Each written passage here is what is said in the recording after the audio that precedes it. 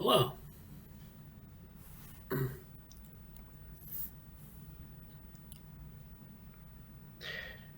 Hey, good morning. Morning. Great. I don't know who else is going to show up today, but people drop in and during the 2 hours. So why don't we get started? Is there any news that you have that you'd like to report? Well, I mean, I'm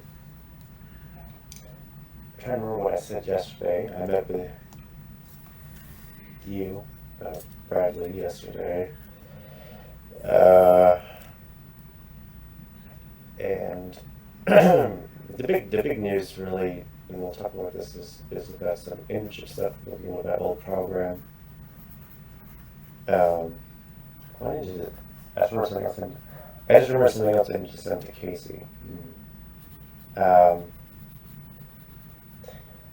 I'm surviving the winter here in Boston. I hear Avery's in Chicago now, so I hear about the weather updates there. But how have things been for you and where you are? Oh, we had a lot of snow this week.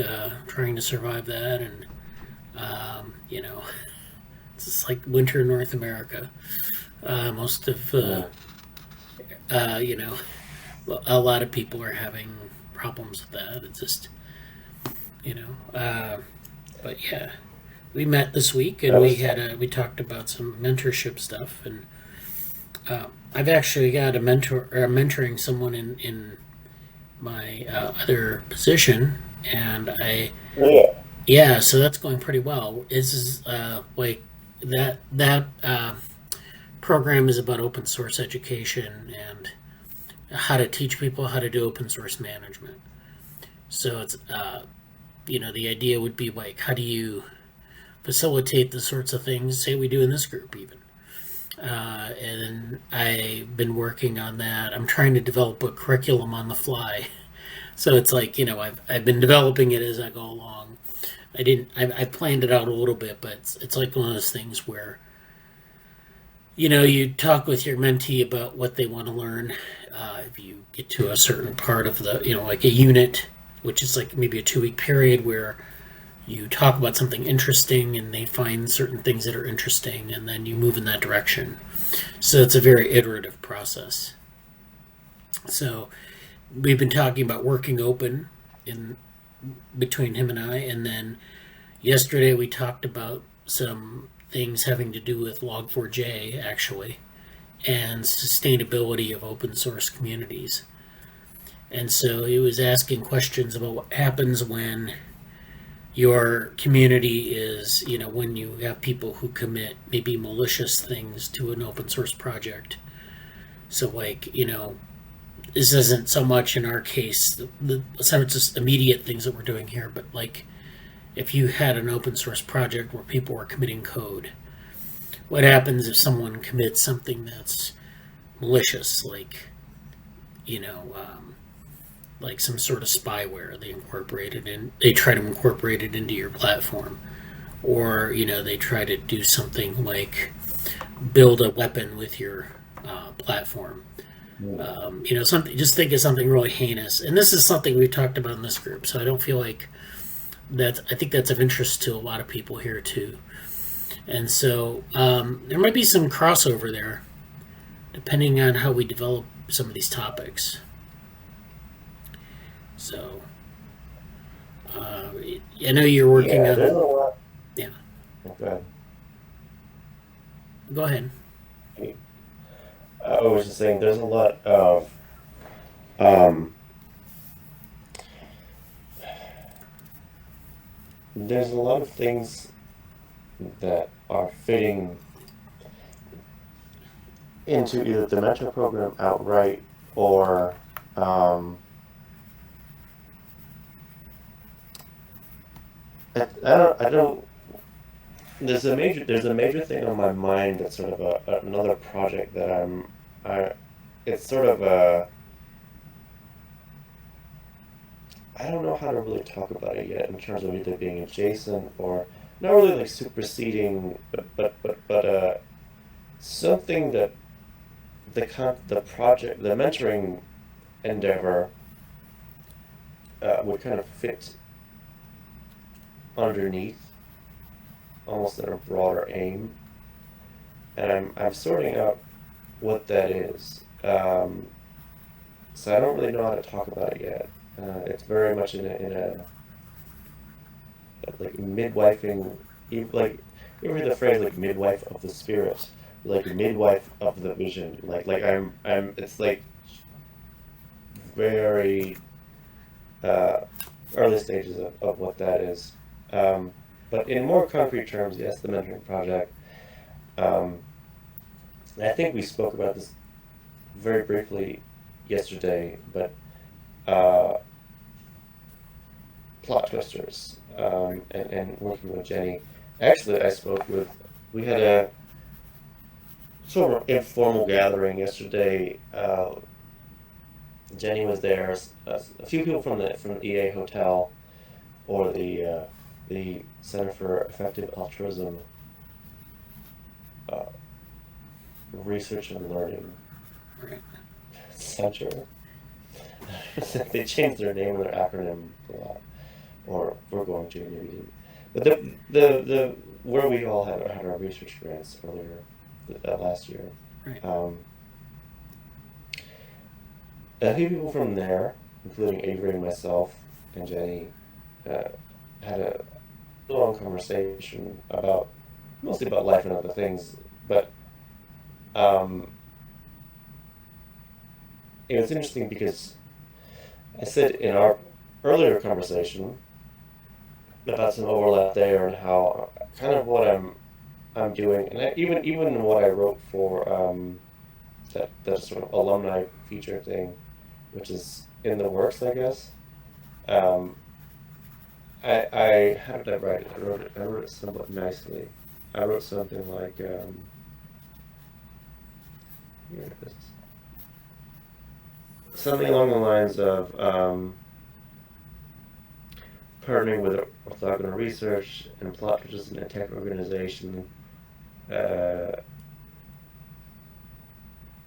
developing a mentoring program for early career researchers integrating holistic approach to inclusivity, first generation awareness, and mental health with skill sets for success in research and science communication. And I'm still working on one of the language for that because I wrote it that way kind of specifically for the audience of the readers of the where I'd be the audience that they'll be viewing the thing, basically the newsletter for the group. But I think like I said, there's another project that's related to this that I don't know how to talk about yet, but I've been thinking about in terms of aligning some things to it in a longer term sense. But within the context of the mentoring project that I've been talking about it, I think a next step for me is going to be formalizing a lot of the structure for this project and what it is, and in a way like some of what we've been doing with our professional development stuff here is kind of part of that, and even with the upcoming, I guess we're calling them just like the interns that are incoming now. I haven't. They won't be here today, but hopefully some of them will be able to join next week. There's a lot of moving parts that are swiftly moving forward here as well. But they may get some exposure to, I don't know how much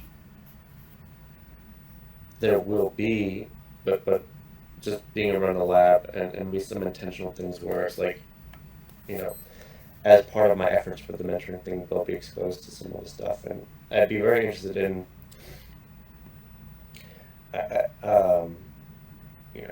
what you're doing with your actual mentee and mentoring them in open source stuff. Like, I think that's, a very strong. It's all in the same direction, so Right. I'm sure we can flesh some of that out. Yeah. In unison. Let's see. I mean, in other news, just they won't be here today, but talking to Avery about stuff. They're settling more in Chicago. There's always this sort of underlying discussion, refinement of some ideas that are at play. Nothing yet.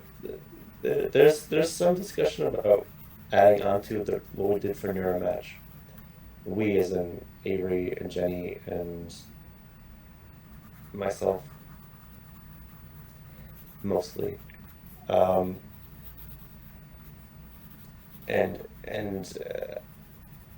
my mind, my subconscious mind is a lot thinking about the embodiment conference ahead. And let's see.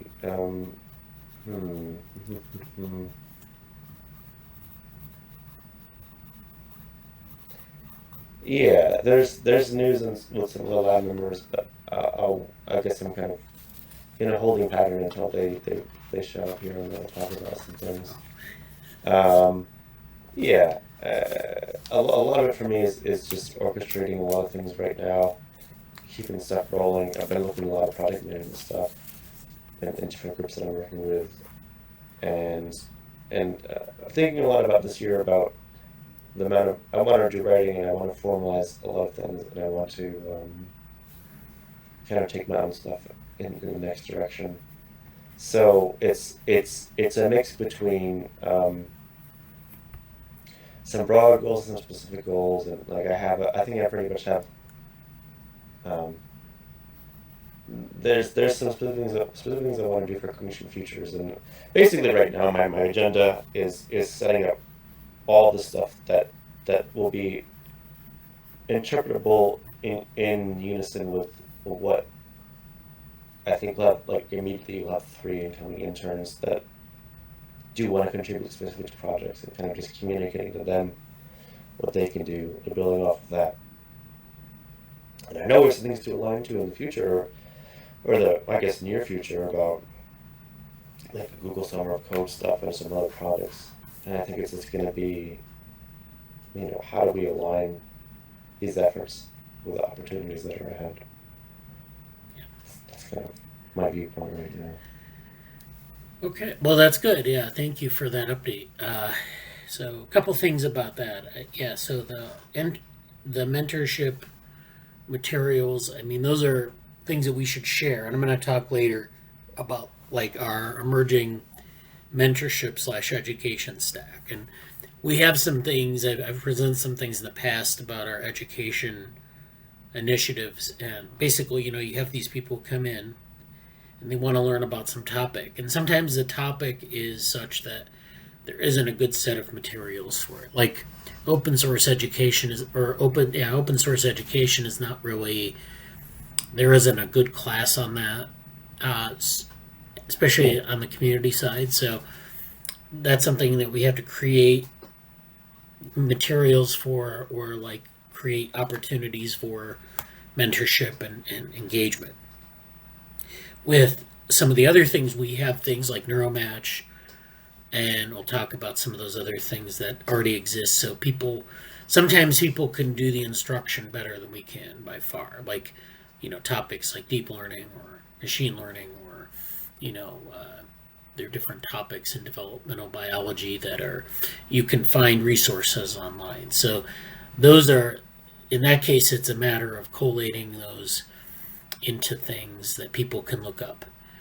And then, of course, there's the mentorship, the learning objectives for general, just mentoring people in research. And so I know you asked a question in the Slack this week. Let me share my screen. So let me see. I want to get to this question because I thought it was really good. I don't know if I'll be able to find it, but do you remember it was about like, maybe it was on Twitter. Maybe that's what the problem is here. Let me not do that right now. So let me go back and say that you asked a question, I think it was on Twitter actually. It was about, has anyone written a paper how to do research or good papers on research. Oh And I don't know if anyone gave a good answer to that. Um, yeah. Basically, our I don't know what to call him. I would like to say my much senior colleague and semi friend. That sounds kind of bad. But Johan, who I attend their sort of journal club stuff sometimes. His advice was basically, yeah, this is basically a conversation that I had with a lot of like people starting out the PhD programs, or he's been in a situation or talked to them, and he was like, yeah, we were stymied, we didn't really know what to say, and just kind of encouraged like jumping in and finding your models and getting dirty with it. That's his advice about things in general, and I'm up for it. It's good. And then I think Conrad Coding also said something. He asked for some more. I think it got back to him actually, but he asked for some specifics about like what kind of. Do you mean like you know? I mean, look like he asked for some more specifics, and I imagine I could probably follow up with him actually about that. yeah, Sort of like. Let's see here. I think I saw that too. It's like just more specific. Define the topic a little bit more. Well, the reason I bring this up in any case is because I had some ideas that I thought, first of all, that would be a very good paper for someone to write. And of course, saying that, I think, well, I could write that or we could write that. But it's, that's something that we need to sort of nail down a little bit more too. Like, what is it about research that, you want, like, what do people want to know? What is the topic? I know Richard Feynman wrote some things on like how to do like kind of learning and research and in physics. There's that book, The Theoretical Minimum, that I've shown before in our group. It's Leonard Susskind and a co-author, and that's again focused on physics. So it's like if you want to learn everything in this field, what do you need to know, or how do you go about learning and teaching and things like that. I thought, a lot of people have really, this interdisciplinary type of research. It's much different than like researching in a specific field. And one of the reasons for that is because you have to sort of forward a lot of areas. So like in physics, it's a very well-defined curriculum. And it's just, we know kind of what you need to know. And then that's pretty well defined. In interdisciplinary terms, it's not. And so the question is, how do you get there? But then there's a second question, and this leads to the stuff that I sent you on the learning objectives for these internships, is that, we need to be able to say, you will learn these things about how to do research. I think that's the most important thing they can get out of the internship. It's not just that they're doing work in a certain area, although, we want to make sure that they find an area they like. It's also that, what are you going to learn about research? At their stage, I think a lot of them are undergraduate level or pre-grad school or something of that nature. The best things you can learn at that point in your career are, how to do research. And it's a different, it's like you think, well, I'm doing research in this area.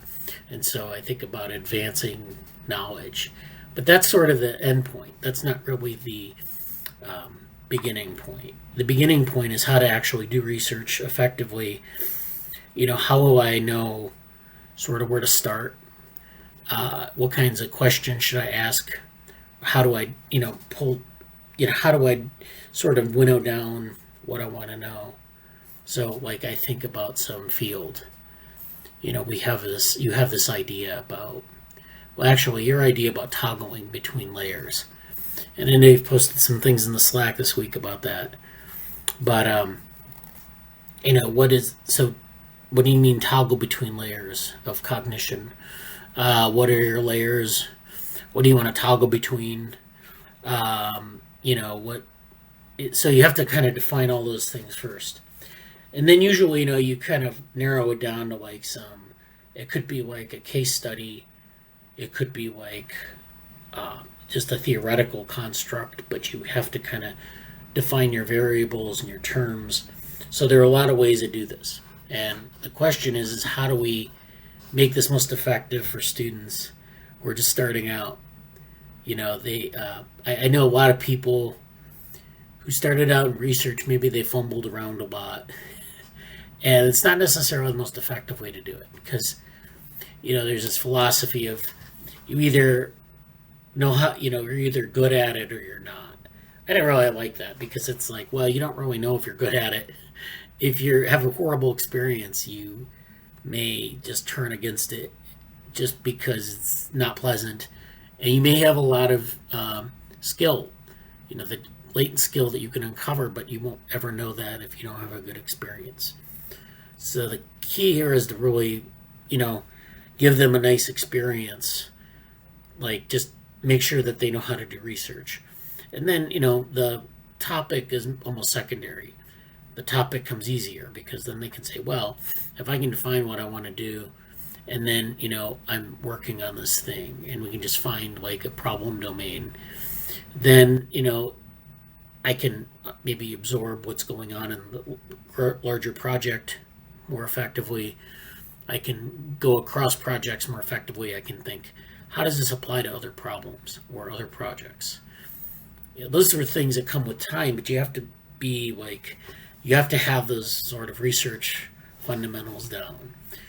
And so, to answer that question about the paper, there isn't really a paper in that area where they teach people how to do, especially with interdisciplinary research, how to think like, there's this problem that has an element of physics, an element of sociology, an element of biology.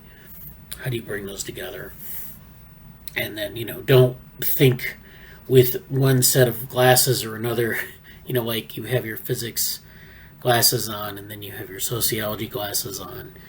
It's kind of like thinking across those areas and, just kind of holding more than one thing in your head at the same time. So it's really a challenge, but we have to like give them some good objectives. And I don't really know the answer to this fully. So but that's the way we should approach it. I think it just really serves them well at that stage in their career. Did you have any thoughts about that or other questions? Yeah, I actually have a lot of thoughts about that Okay. in different ways because there's, and I'm glad I may even try to refer to this or like go back to it and take notes when I'm talking to some of them about this because there's two things that come to my mind and one of them I think you maybe kind of know this, but it would be something that a conversation I would love to have had and never had when I was at my university as an undergraduate researcher was a conversation about the different types of research environments, expectations, mentors, uh, lab PIs. There was no context ever about that, and I don't blame them. I don't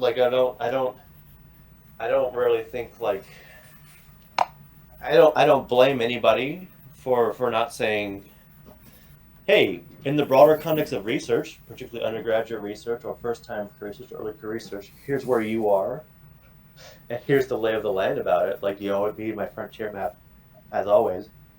But I actually feel like I intentionally, and I think I can say this very legitimately. I intentionally wanted to get context in my like I very intentionally went out of my way to find. I was in four different groups or research teams or departments, however you really want to call it, in my undergraduate university. And I got to tell you, if I'm not I'm not saying anything was bad or good, but if I only experienced one of those situations, I can't imagine if I really only had one of those situations and that was it for research. I would feel so different about research than I do now. And I think one of the things that I actually took away from I mentioned them earlier. Maybe we'll be on camera for this. Hold on. I mentioned them earlier. There we go. Whoops. Well, I mentioned them in the conversation yesterday.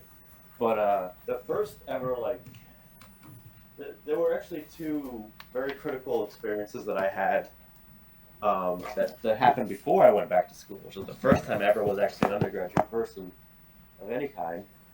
And one of them was a leadership program that I really came to know and love and become very involved in, called Geneseo Opportunities for Leadership Development. And they become somewhat acclaimed over time. And the guy wrote a book about it and tried to kind of explain his way of doing it, which has been great. And then there was just a really high functioning group of people that were great and good natured in both that group and in an environmental group I was part of, called the environmental group, the Geneseo Environmental Organization, or GEO. And I mentioned both of those because I really believe, like, as thinking as a traditional undergraduate student who is probably somewhat short on the experience of group collaborative work, or haven't had a lot of experiences in teamwork that is of a more leadership dependent on you role, like that, though. I kind of liken it to really almost like any kind of relationship, really. Hold on here. Where my point here is, like, if you don't know, if you it isn't until you have what I would consider a high functioning and high quality experience as a member or leader in that situation, you I really feel like you're robbed, or you're very limited. It's kind of like, this is not a great analogy, but maybe a simple one. Like, if you're playing in a sports team and you are just on a disorganized team with poor coaching and players who don't really want to be there, and you think, oh, so this is what this sport is about, and you have that experience, and you're like, you put effort into that situation, and you kind of take on a leadership role in that situation or whatever, and it's just a very unrewarding experience, or you get beat, or you don't play well, or whatever. It can leave you a bit sour about it, and it can make you, if that's your one sample, your sample is very limited at that point because you had such a bad experience, and because you may not have a lot of opportunity to say, well, I want to get another experience. It may just be you have one team or whatever. It can be huge to impact. And I feel like until you get the experience of playing the team sport or leadership or whatever it is, or a step away from the analogy, until you get the experience of working in a nice high functioning team, whatever it is, whether it's a student group or a lab or a research situation, it's huge. I just find that to be completely huge, particularly for people like myself who were first generation people and had no access to other people's, oh, hey, I know this is your experience, but trust me, it can happen this way too. Like, if you don't have that voice, then literally you'll have your one or two sample points of your personal experience, and you can have that could be just a very critical period for an early career researcher or a potential early career researcher. So I'm mentioning all the things in my past because I feel like I was lucky because I had great experiences, even if it wasn't directly in research, earlier in life. One of them being specifically about how do you operate as a leader at the level of a student organization, or how to run an effective meeting, or how to. There are these fundamentals that I was exposed to at an early age, which is great for me. And then I got to see some of it in practice as well as like an actual group that was doing some of those things, which is great. So to come all the way from that into, even with that in mind,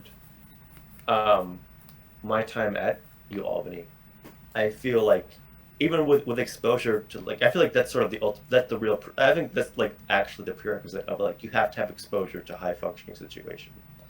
And then even with that in mind, going to UAlbany,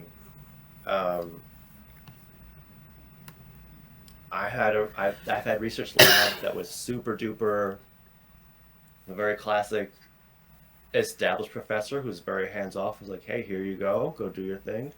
I've had my first experience was with Dr. Yellen Kim, and I was really fortunate for that experience. She took me in as someone who was not an engineering person, and she was kind of in that classic earlier career mold where I'm going to take you in my wing and I'm going to really work with you really closely because I want to go in this direction and I want you to work on this thing and I'm happy to it, but like much more close knit, and a lot of advice. Like I had vivid memories of how I was hot in the summer and I was like I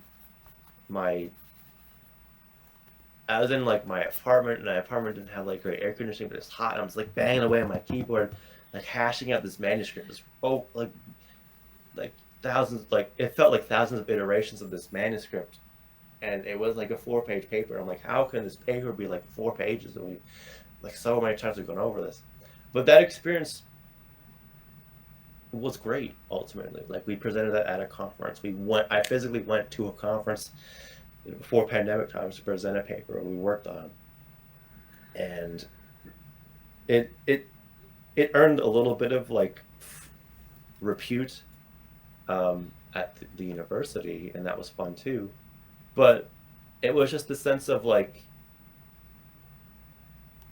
a experience where what you're doing matters, where someone wants to work with you, and where there's sort of an opportunity for you to impact or like create something that matters. Like those are huge. Those are all huge. Those are the things that take people who think, oh, I don't know, research is interesting or could be fun, and enable them to experience how great it is to really become it's like it's very flipped classroom. It's very, you are no longer just the consumer or the spectator. You're blazing the trail at that point. You're put in the spot of, okay, here you go, and ideally you can have, and I'm helping you, or I'm a mentor with you, or we're a team going this direction would be great. But that's like that transition of becoming, it almost feels like becoming an adult in your like information consumption. Like there's like a I don't mean like immaturity, but more like adult isn't going through a maturation process or like going through those developmental stages. And it's like, okay, like, you know, and that's a huge thing, because so many times in research experiences or even a job that's somewhat research related, there's a lot of, and this is kind of where I'm going with some of my mentoring programs and plot trial stuff, but like, how do you deal with the politics? There's politics, okay, whether it's trying to be open source or not, whether they're trying to be whatever, like departmental politics are a factor, funding's a factor, personalities are a factor, people who have a lot of different other pressures are a factor. And you get exposed to this human element, and it's very important to deal with that too. A lot of people, you know, get turned off or turned on because of those things. But, you know, long-winded story to say, that all comes to my mind. And that's, I don't always say it because it's a lot to say, but whenever I'm talking about anything about this, all of that is always on my mind, because I'm very particularly sensitive to what I said about the people who don't have. I deeply feel like I say this also in that alumni piece that I wrote at the end, but like, I think creating on-ramps for people to get engaged to developing things about research, developing new things, to get into that sense of I can create and innovate and discover and whatever. I feel like that is sort of, we have to get people into that. We have to get on-ramps. Yeah. we have to make it accessible, because I just don't think, I think the future depends on that in a very real way. And I see, I feel like I happen to get lucky, that I had enough situations where I kept sort of bouncing around it, and then I found the right thing. And you can say all this stuff about, oh, well, that's just the kind of person that you are. And it's like, yeah, sure, I am that way, but also like the gates, the gates could have been closed so many times, and they weren't. And they, I don't think there was ever anybody intentionally trying to say yes or no. If anything, there were people specifically at some points who were committed to saying yes to a lot of those things, even if it wasn't. I want to see to become a researcher one day, but the more intentional we can be about keeping the gates open and having people pass them in like an effective way, Right. the better. So that's my sermon Yeah. today. Well, that's good, and I'm glad that we. So this is stuff that we should, like during this period of mentorship, we should have like series where we should talk about this with people more explicitly, just so they know where they're going. That's kind of what I'm doing with my intern, my other job, or in my other program, whatever it is. That I'm kind of going over like not just things in the order of their importance, but the mechanics, but why it's important. And so I'm going to present on some of this stuff now. I want to talk about a little bit about the education stack, and then maybe some of our educational resources. So we're talking about mentorship and kind of going through kind of how we might set that up. But then we also, and I agree, you need to make on-ramps, you need to make this accessible, you need to give them a good experience. So some of this is about experience. And so we have this education strategy here. So one of the things I've advocated for a while is this open mentorship model. And so this is inspired by distributed open source project development. And so the idea here is that small contributions can move along larger contributions or projects. So if we bring in, say, for example, a mentee, and they start off by learning a little bit about different projects, they also need to learn about how to get into the research milieu or that on-ramp into research. And so this is sort of the way to do that. You have these small contributions, so you just start with a very small thing, like a short talk or a toy project or a skill building task. And that could range from watching some tutorials on something to maybe, being in a discussion about something that, just to get them in the mindset of the research or, into that space. Being inclusive in terms of, having them sort of, you don't want them doing just kind of busy work tasks, because that's not really useful to them. It doesn't have to be high stakes research though either. That's what I'm saying. It can be like these type of things that just kind of give them a nice practice set to work on. Then we integrate these activities into a larger project. So this could be like, some toy project, and then if they do really well at that and they enjoy it, then they can, maybe do it over, but like a little bit more elaborate, in a more elaborate way, integrating that into a larger project. Or, you have a short talk where you talk about some topic that really interests you, and you say, okay, in that short talk, what is the most interesting thing to you? And then they mention what that is, and then you kind of work on maybe how to maybe craft an experiment or a simulation out of that. And then that would contribute to maybe a larger project, like maybe cognition futures, where, they say, well, I really want to understand historical pathways, all right, or something like that. Then you say, okay, let's pick let's pick a specific area. Let's do a little bit of research, like maybe some literature search. Let's maybe build a simulation. Let's put that all together and then see what people have been doing in cognition futures. Maybe we can tie it into what's going on there, and that ties them really into this stream of research. So now they're really part of things. Then, it's important to assign when interaction is difficult. So these are things like, as they're going along, it's not always a smooth path. There are fits and starts, especially in our model where we're distributed and we have, life happens or they fail in some way.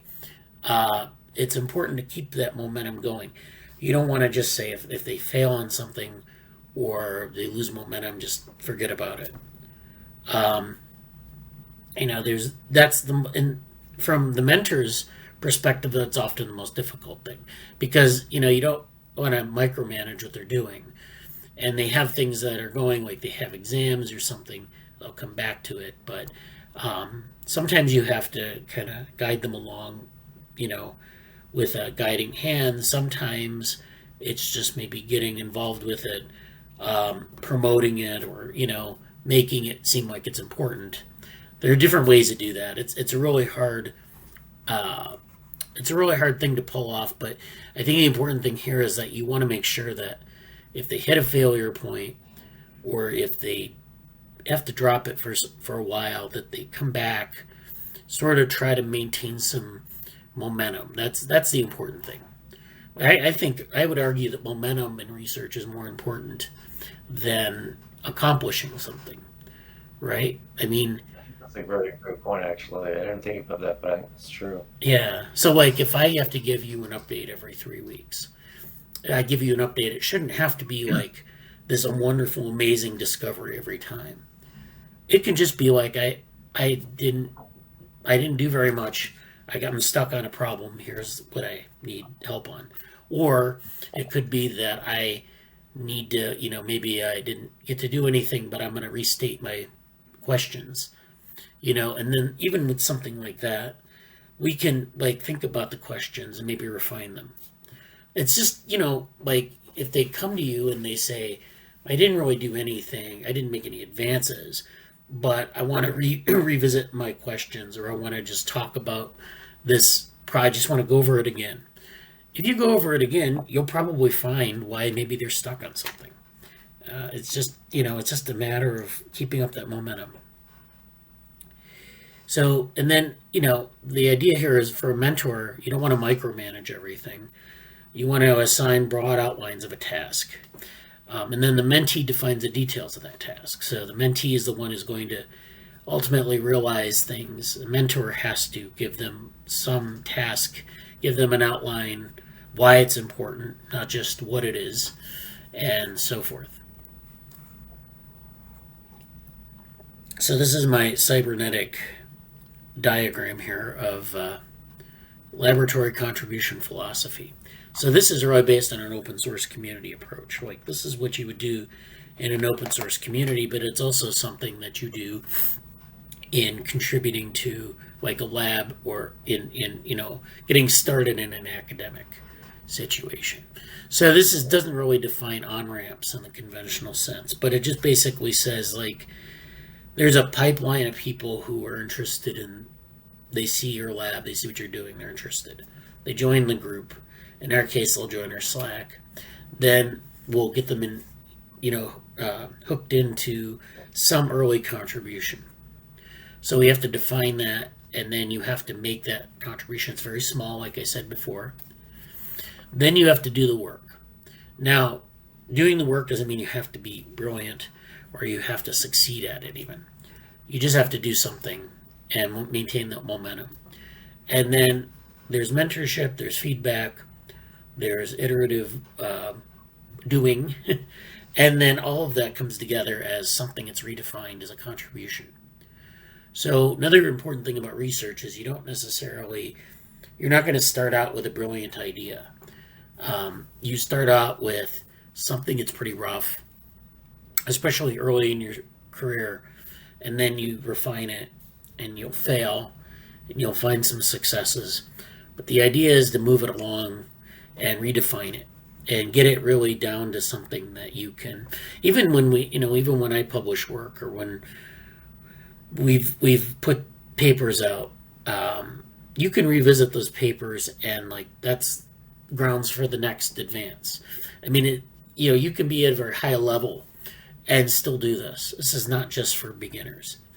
And so that redefined contribution, it could just be like, making it more salient, making it more understandable, making it more like, getting better results.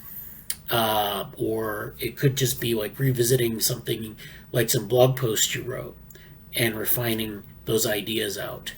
I know that Jesse, well, I'll talk about this later, but you talked about a question about how do we define sort of behaviors in agent-based models, in embodied models. So that's like one of those things where you would come up with some terms, like a glossary, and then you would get feedback from people in the group or outside the group. Some of those terms would be not good. You'd have to change them. Some of them would be almost that spot on. And so you keep those, you might modify them a little bit. But after that, you'd have a redefined contribution. You'd have this glossary of terms that are worked out a little bit more specifically. And so so you can do it with that example, you can do that kind of pathway. And then what's important here is not just to come up with something in your head or in a Google Doc or on like a GitHub markdown file, but you want to actually turn these into artifacts. And so this is where we also need mentorship. So people can participate in authorship. They can write some code and publish it. They can write a paper. They can produce media like an infographic or something. Or they can do documentation type stuff like, create a wiki like for the terms that you're talking about. That ontology would be, something you could publish as a wiki, or you could publish it in a paper. You could have it as a fixed resource in the wiki, which you would update regularly, and then also have a paper that guides people through it. You could make videos. You could, do a presentation, and so those are the kind of artifacts that you want to make. And then there's external collaborations, and then you release it into the world, and you go to like say NeuroMatch and you present, and then people say, "Oh, that's really cool. Let's do something together," or people will cite your paper, and then it leads to other conversations that leads you back to this research point here at the beginning where you find a new topic and then you do it all over again. I think that's a good way to think about like this process. So then this is a nice slide because I think it puts into perspective when people think about research, they think about success. And they always think about a timeline. And I know our mentorship programs usually have a timeline of maybe a semester. But that's not the way research works. Research doesn't care about like semester when it ends or when it begins. We care about like this longer timeline. So to put success in perspective, keep these two graphs in mind. So the first one is this cosmic calendar, where you see that there are things that are evolving and are successes, but maybe ultimately also go extinct at different time scales. So human evolution is a time scale of like a couple million years, and then dinosaur evolution is 100 million years. The history of life is 1 billion years or more, and then the universe is 13 billion years or more. So this is these time scales are important. The other thing is to think about your own life. Think about like each of these circles is I think a month, and then each of these you go from your birth to your 30th birthday, your 60th birthday, and then you turn 90. If you read some of the accounts of researchers, people who accomplished a lot, like say like Einstein or someone, you think about where they started and then where they ended up. And, I don't know. I mean, a lot of researchers start their career in here, but you could start your career here. I mean, it doesn't necessarily matter You don't want to necessarily plan out your research career to the month and then say by age 60 I'm going to win the Nobel Prize. I mean, that's a nice goal, but like, is that really something that will happen? Or, you know, is there a lot of, some people like, we're interested in inclusion. So we're often getting people maybe who want to do things in this area. They want to start learning research in this area. Or maybe they want to do something, they're like out here, they're retired, and they want to switch fields and they want to do something interesting. So, this thinking about time and research, it's very flexible. And we want a model that incorporates that. But we also want to understand that, you can't just complete your research in like a month or two and get like something, you have to kind of gauge your expectations to these time points, these time periods. So we also have some things that are already created. So we have a sort of a stack of educational digital tools that we use. Oh, is that you had a question? Yeah. Sorry. It's kind of related to the timeline thing, and related to the goals and timeline and spacing it out. I haven't fully read the book, but I've been around discussions around it. There's a book called Greatness Cannot Be Planned. Okay, yeah. It's kind of about emergence and how it's maybe a bit, and it's sort of like undermining the myth that success in life is all about what are they? I just looked at this here. It said, why does the modern life revolve around objectives? From how science is funded to improving how children are educated, nearly everything in between, our societies become obsessed with a seductive illusion that greatness results from doggedly measuring improvement in the relentless pursuit of an ambitious goal. And it kind of, looks at it in terms of like artificial intelligence and other things. And I think this is very much like, I think it's important to look at like things that are closed systems, and we know all, like the physics curriculum, what that is, versus what we talked about earlier, and interdisciplinary stuff maybe less so. And what we said also about progress versus momentum, I think it was, is that what we said earlier? Yes. Like momentum is more important. I think it's really a big deal on that front to understand that there's sort of a whole, going back to what I said earlier too about maturing into like an adulthood of a creator rather than just a consumer of knowledge or whatever.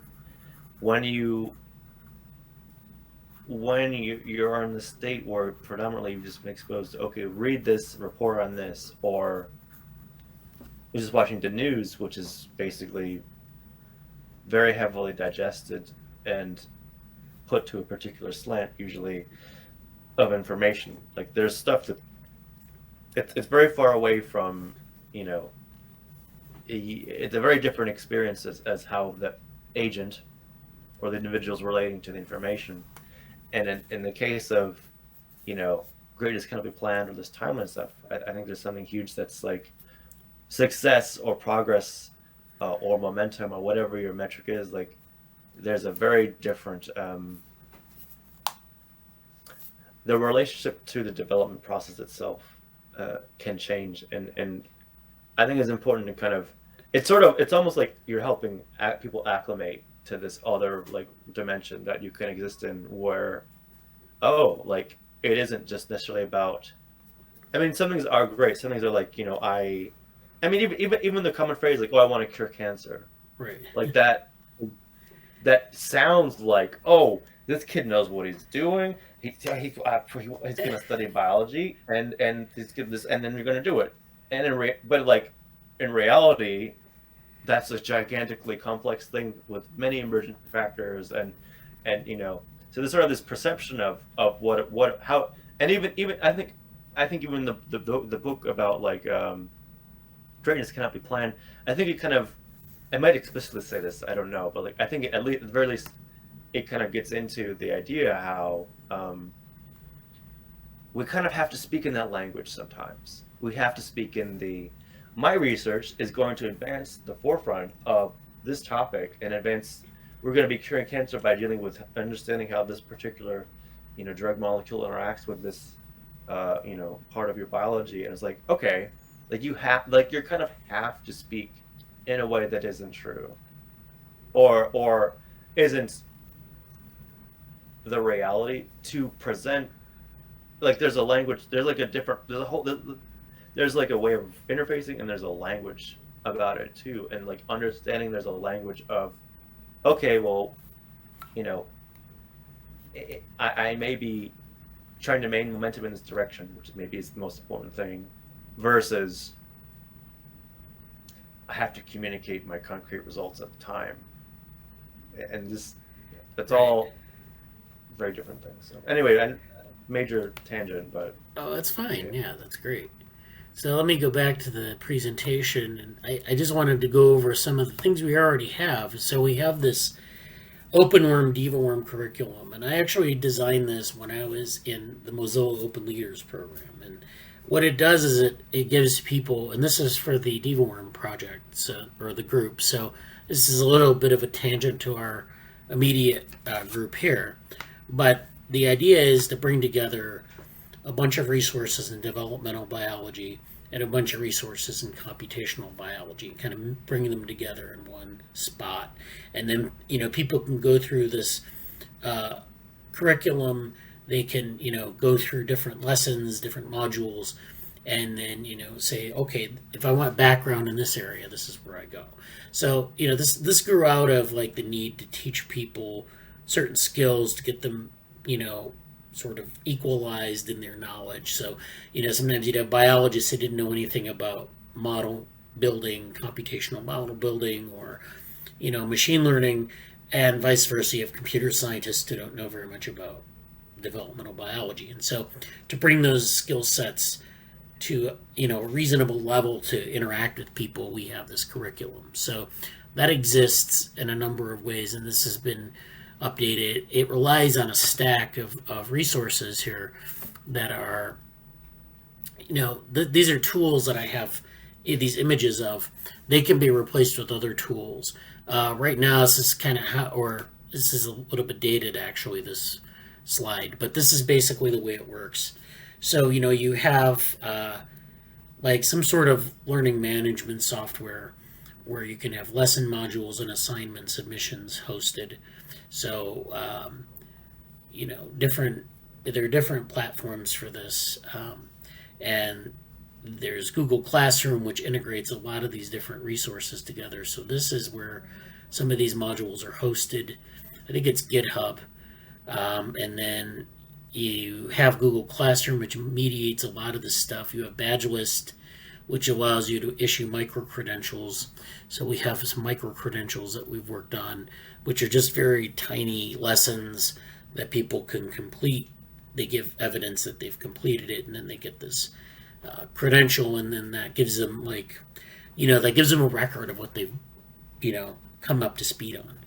You also have YouTube for video archiving and live streaming. You have this tool, Hypothesis, for interactive note making. Hypothesis is something you can plug into your browser, and if there's a web page that you have, you can make notes on it, and you can share them with other users. So our learners would have like Hypothesis open. They'd make notes on the website that they're visiting. Then, we'd have like a lesson plan where you go to these different places. You can ask questions. You can, complete tasks. You can get your lesson module. There are usually links to other resources, or the resources are like there that you can read through. And then we have interactive chat, which I put Getter here, but you can do this in a number of ways. You can use Slack, or even GitHub has like a discussion function. And so you can use all these tools to kind of, build sort of a virtual, I would say mentoring, but educational ecosystem. So we can use this for mentoring. If people need to get up to speed on something, they can do that. If they need to learn something more formal, we can do that, but there are other ways to do this, and I'll talk about that in a little bit. So, we have different curricula we've worked out. I've done a lot of stuff in the DivaWorm group with Devorm ML, which is like a course on machine learning and deep learning for biological data, for developmental data. That was something that was in 2019, so it's probably out of sync now. There'll probably be maybe another version of this at a later date.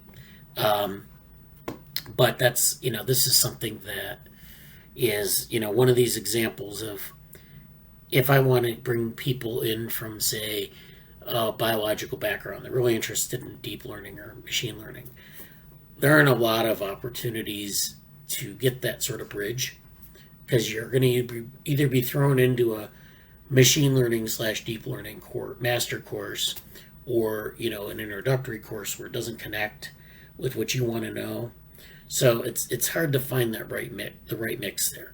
So we have things where we draw from other resources, we create our own resources, and then we have this idea of frontiers and open methodology. This is something that hasn't happened, but this is something that would be, I think, useful for people who are doing, interested broadly in methods.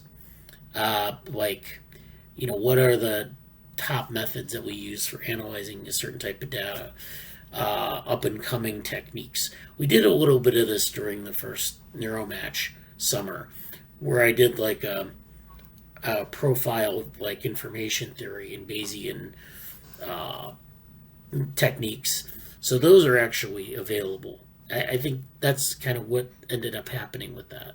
But that's something that we can draw from as well and recycle those materials.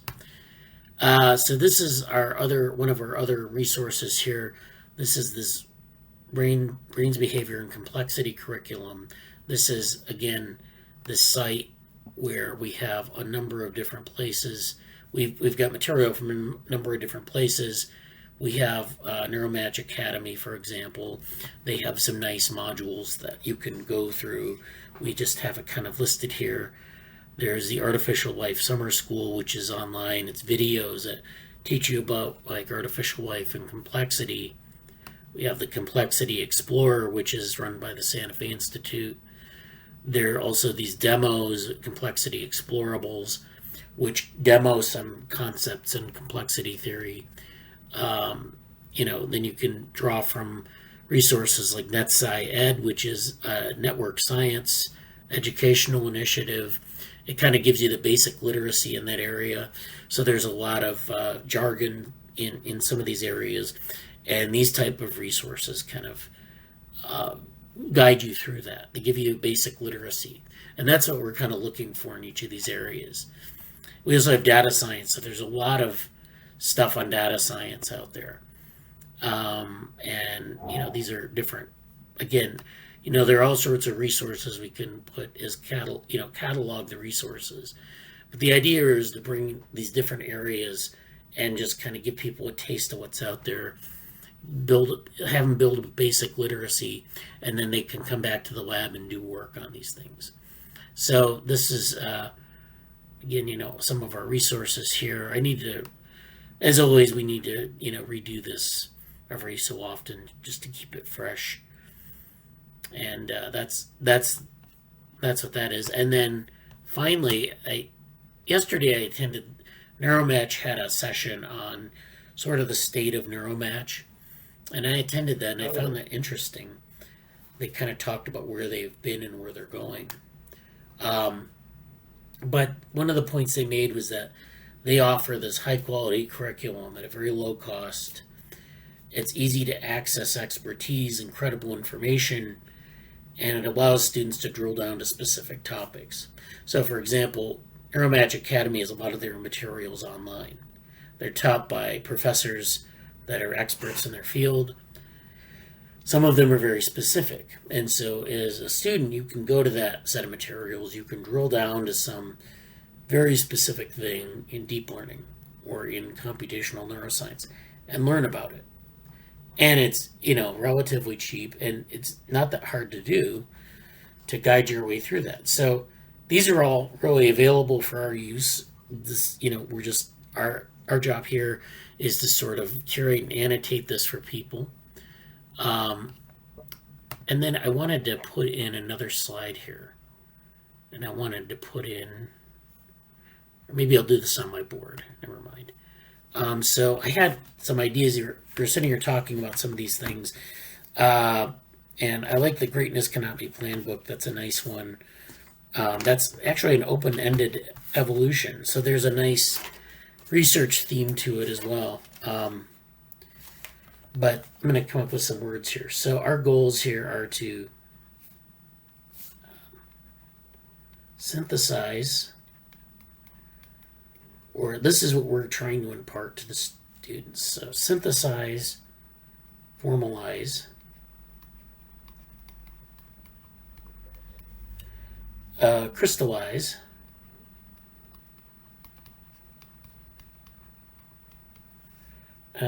organize,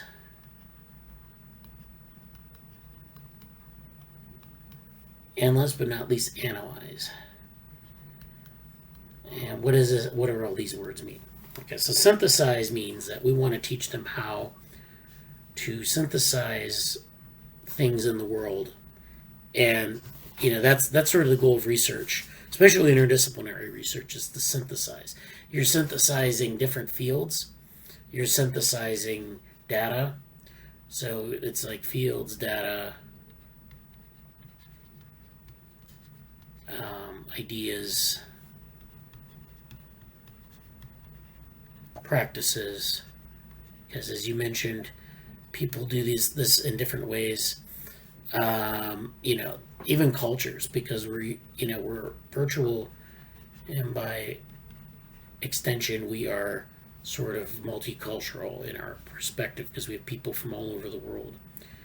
So that's what we're synthesizing.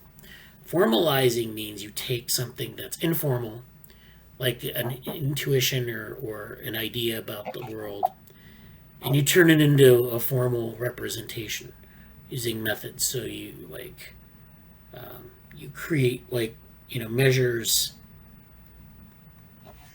you create graphs, you create things like models, you create taxonomies or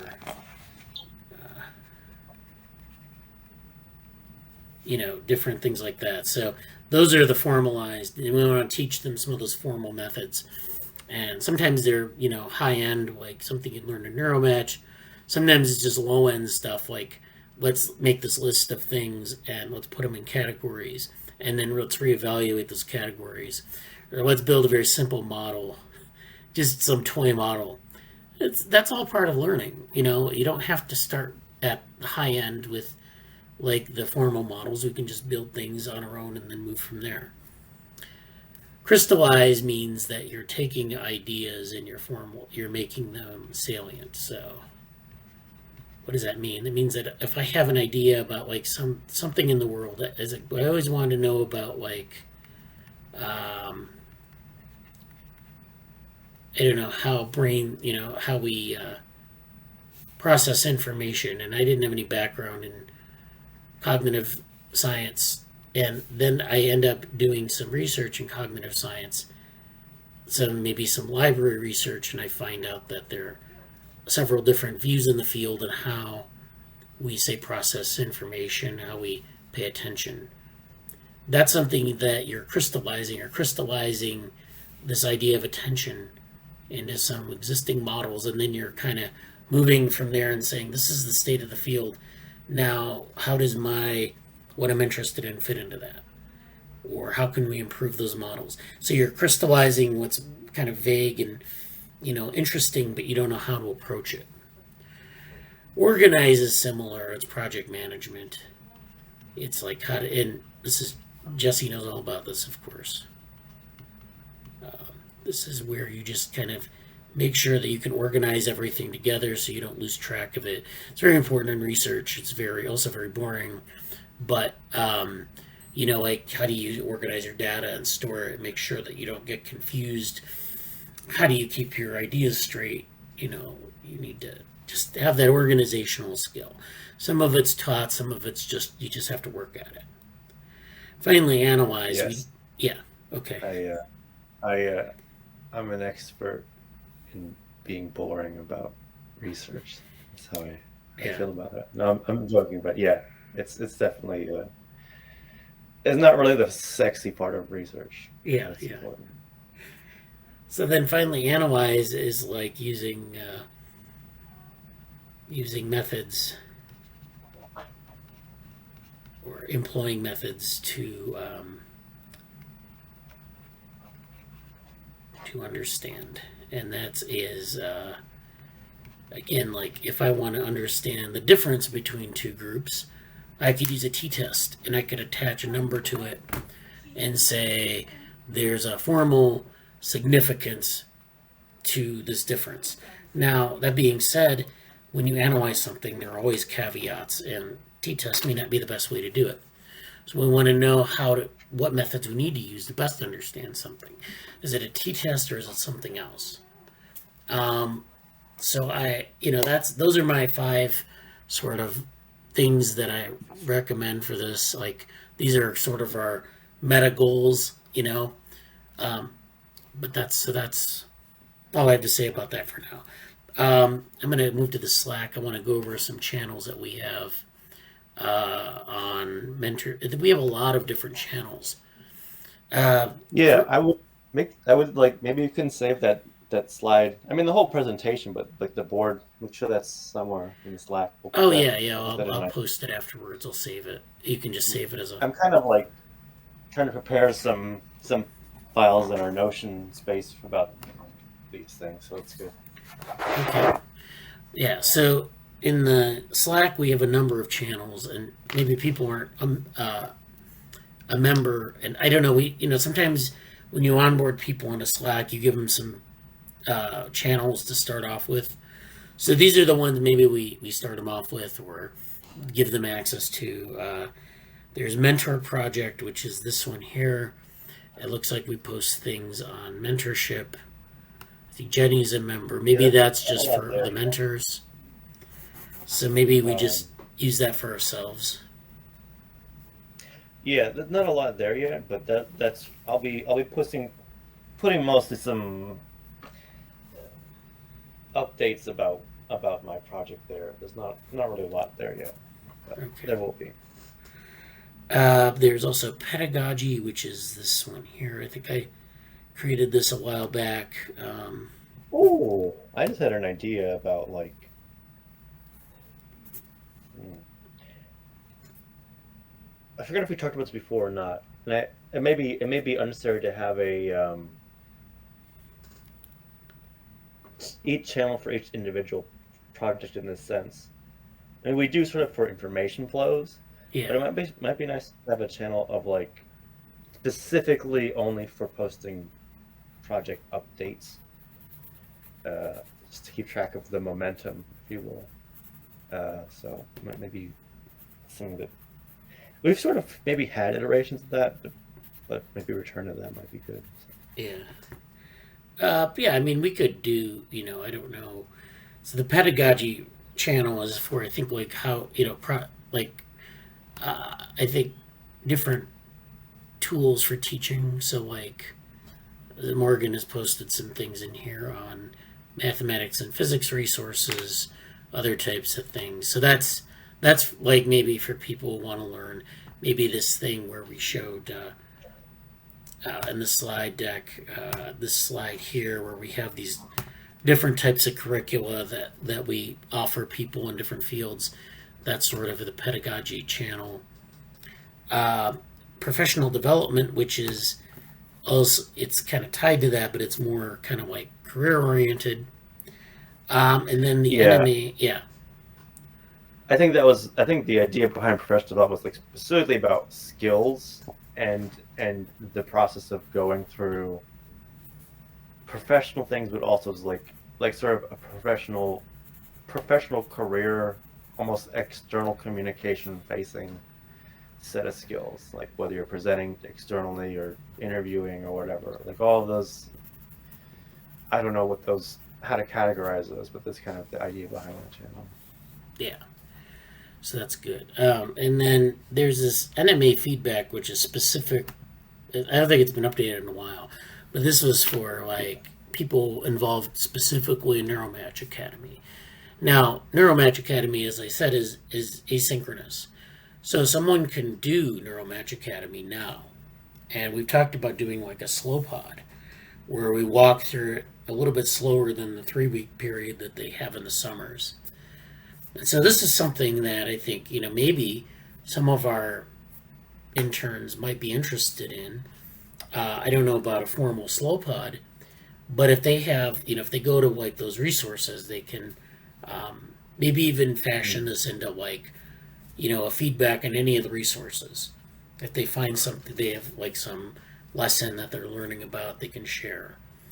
So this is how our lab is evolved, but we're still kind of doing the same things. So it's that independent learning aspect of it. Make sure that they are learning the skills they need, and if that's through us or that's through some of these other resources, that's what we want to do. So I don't know. I mean, we can give them. I'll think a little bit more about how we want to set this up, but I think that there should be like some resources just for the mentoring aspect or the education aspect, and then also like the projects. So if it's Cognition Futures, they go to this channel, but then they also go. And then we mentioned in our meeting that it's very hard to glean what this project's about just by going to the Slack channel. So, maybe we give a little introduction at some point where we say, Yeah. I didn't have time to make a super short, like video introduction of the projects, but that will definitely happen. yeah. Okay, so I think that's enough for that. I like where this is going, and this is kind of in lieu of our project updates. This is, I guess, a project update. So now, speaking of that, I wanted to go over some channels. I wanted to talk a little bit about network science. In the Slack, I put a message. I think there's a channel on network science, which is network science here, and I know that like we have 6 members, so not everyone in the lab is in it. So what's happening soon is that there's this conference called NetSci. And it's happening this summer, and it's actually happening virtually. And there's a deadline for abstracts, which is March 11th. So there's a 300-word abstract that you need to submit by the deadline. I know Angela's interested. I know Avery might be interested, and Jesse. If we want to do something, I think Danielle is probably also interested. I don't know if she's a member of the. I'll have to add her in. But this is something we can target. There's a main track, which is, of course, this March 11th deadline. And then what they typically have are these satellite sessions. So satellite sessions are very specialized in different topics. So we might submit something to the main track, but you might also submit something to the satellite track, and you can only, present either at the satellite or in the main session. There are these separate network societies like Women in Network Science. So, that's something that is sort of runs in parallel to the NetSci conference. They're very active outside the conference, but that's where they have a session during the conference. So there are all these different ways that if you're interested in network science, you can get hooked into that world. And I also posted something on Petter Holm, who does a lot of social networks, posted something on the history of network science. So if you're interested in network science, we have a lot of resources. And there's an event coming up, so, contact me if you want to get involved in that. We also have some interesting things on neuroscience networks. So specific to neuroscience, people use network techniques in neuroscience. They look at neural networks, but they also look at brain networks using fMRI and EEG data. They use other types of network approaches. And this is something that grew out of graph theory. So anything you can turn into a set of nodes and a set of arcs or connections, you can use network theory to analyze. We also have things like the Grossbergian neuroscience.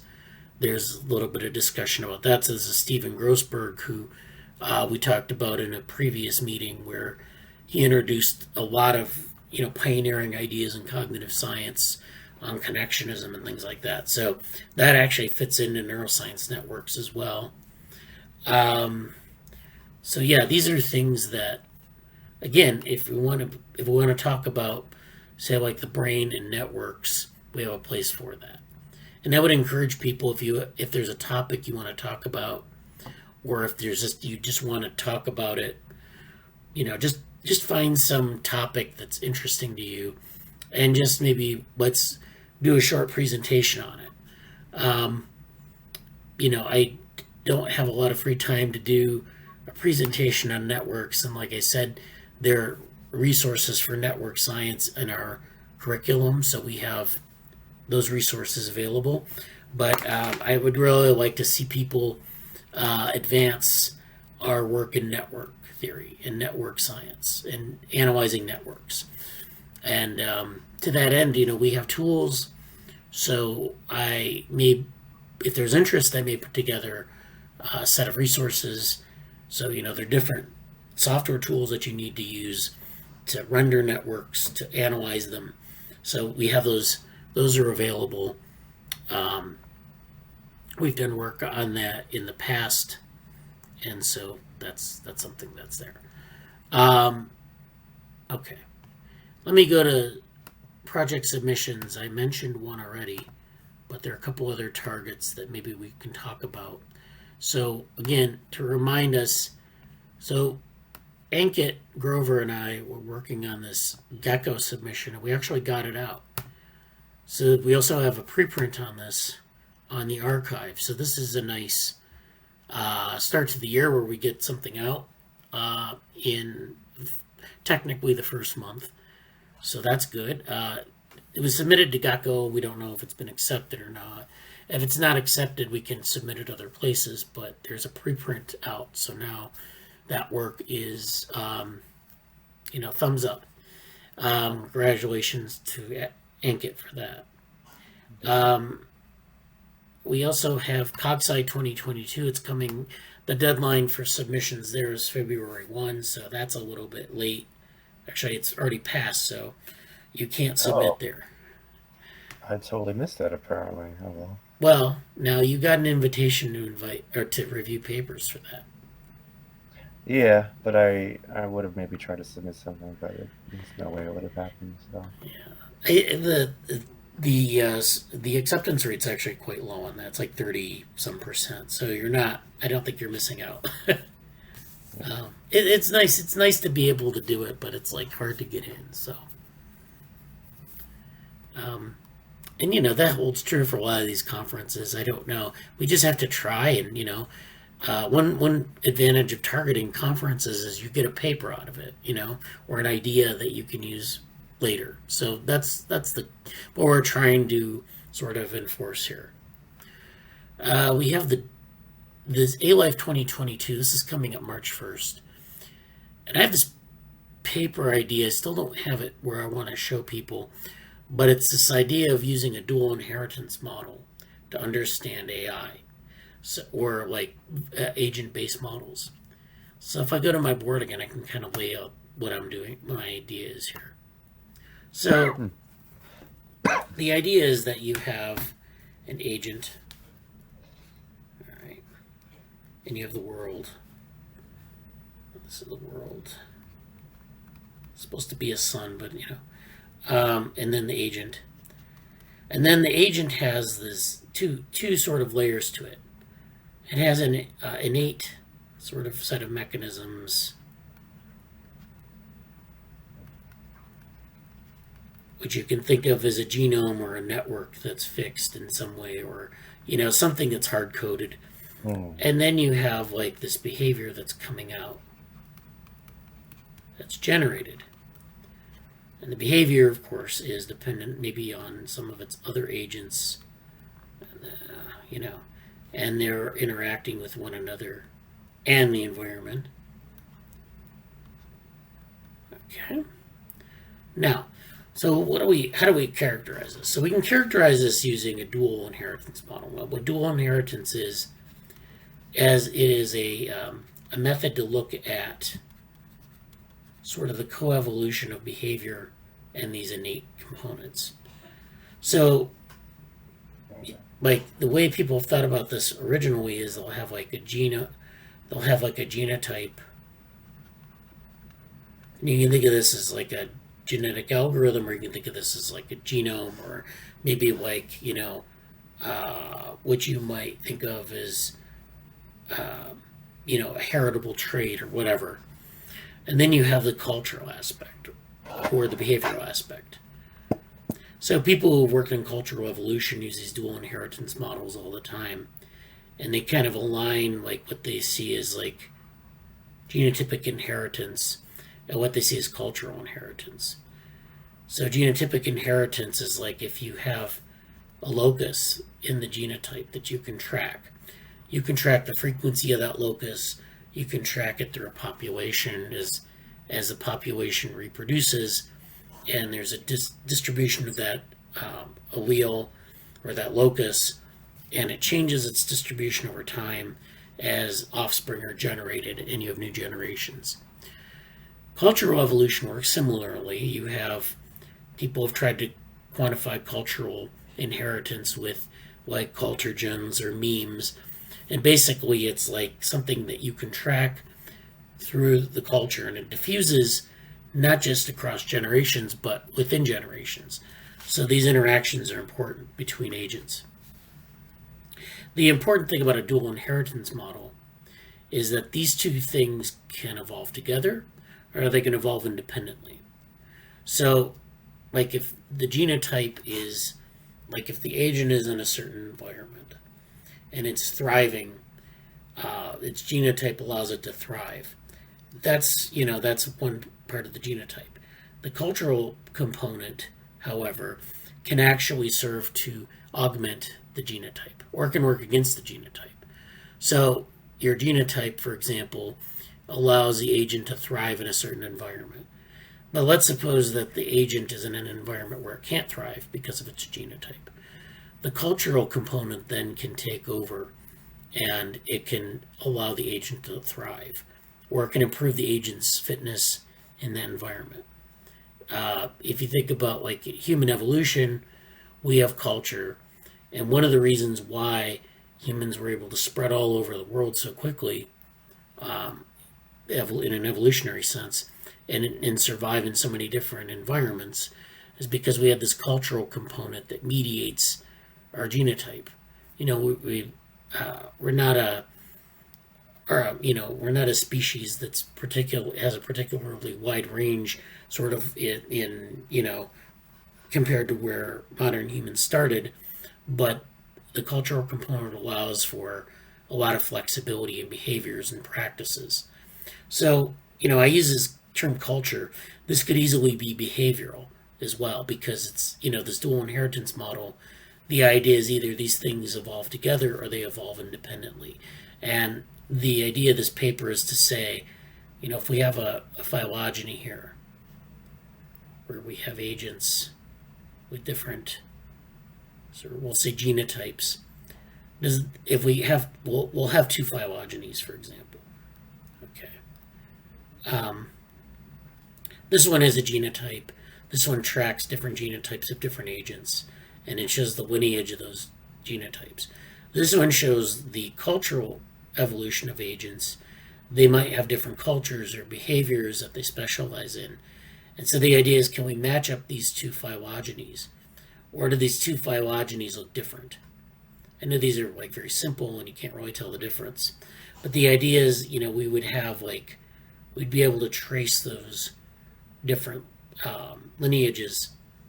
And then with culture, you have feedbacks like this. So you have cycles in the phylogeny, which is an interesting feature. But nevertheless, they should either match up or be different. So that's the idea behind these dual inheritance models. And I'm going to be laying it out in a little bit more detail for the paper. I don't know how that's going to look, but that's what that's all about. So that's for A-Life. Then we worked on the switching paper, the code paper for Gecko. We've also talked about a more theoretical paper that doesn't really have a target venue. We have this New York Celebration of Women in Computing. This was something Jesse submitted.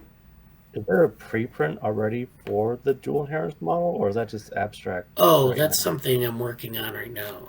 We'll have it out probably in the next few weeks, and then we'll probably preprint it no matter what happens with A-Life. So, yeah. As far as this New York Celebration of Women Computing goes, no updates yet. I have I've sent an email out this week again, but not sure. The event is in April, so we'll see. Yeah. Well, we'll see. Yeah, I don't know. I'm not really expecting it at this point, but we'll see. Okay. Well, we'll keep that on hold. The We Robot Conference. Any update on that, or Not yet. okay? All right. And like I mentioned, there's this NetSci 2022. This is I actually plan on submitting something for the DevaWorm group, but I don't know. Maybe people in this group are interested in something. And then there are all these different. So there are all these different satellites. So let me put in satellites. And so, the satellites also accept things, and those have a later date on it. So we'll keep tabs on this. There was this thing with a short deadline, ACM AIES, which is actually something I saw that Ryan Callow was involved in. I don't know if you know anything about that, Jesse.